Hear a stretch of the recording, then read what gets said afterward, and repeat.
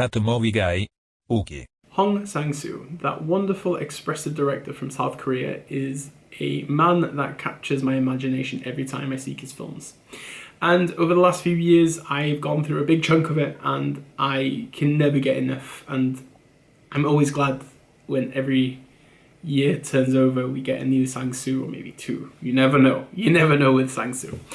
And today, we're actually here to talk about his latest, The Woman Who Ran. So let's get cracking. The story follows min-hee, who meets three of her friends on the outskirts of Seoul while her husband's away on a business trip. They make friendly conversation as always, but there are different currents flowing independently of each other, both above and below the surface. While the plot for The Woman Who Ran isn't exactly the most detailed or the most appetizing, what you get is a very rewarding, reflective piece of cinema, yet again from Sangsoo.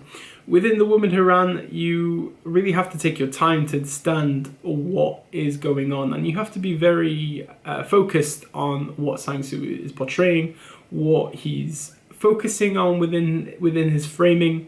It continuously works like this, but if you may or may not know Sangsoo, he is a very spontaneous director. He creates film in a very fast pace. He makes scenes up on the spot, scripts change, a lot of ad-libbing happens. So he's always very detailed when it comes to the post-production. The editing alone, I think, kind of creates the overall feel of his films. And I get the same with The Woman Who Ran. What I initially got from The Woman Who Ran is I believe it's a film about isolation, about friendships, it's about desire, it is about insecurities. And min-hee is she's our eyes, played wonderfully by min-hee yet again in a Sangsoo film.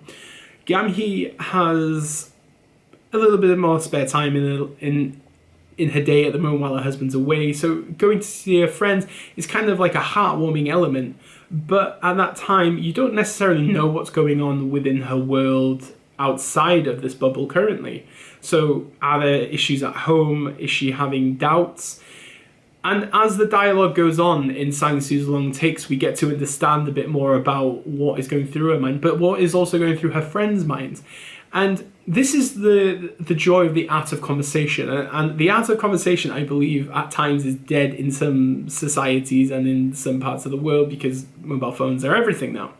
But with Sangsoo's film, we truly get to understand humanity on a basic level. And his framing shoots and captures the actors' wonderful expressions in a very poetic and a very still way. Because Sangsoo doesn't really use major camera techniques. He does a lot of long takes, a lot of still framing, a lot of zooms.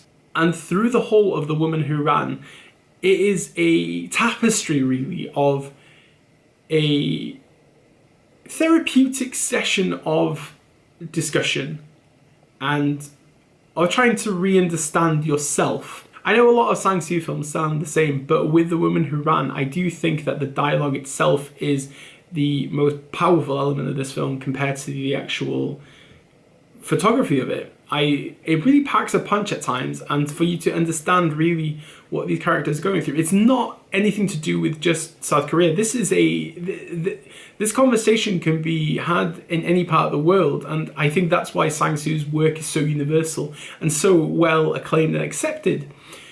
But for me, The Woman Who Ran kind of, I feel like it's a strong Sangsoo film, but at the same time, I don't know if it's going to stick with me very long, but I still really loved and admired it, and it's yet again, as I said, a great performance from min-hee. The Woman Who Ran, what do you think? Have you seen it yet? Have you not? Are you looking forward to it? What is your favourite Sangsoo film? Hello new subscribers, hello old subscribers, welcome back, welcome in general.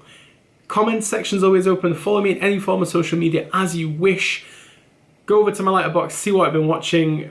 Plenty of good films over there. My lockdown list is ever growing. It's on about 170 films right now.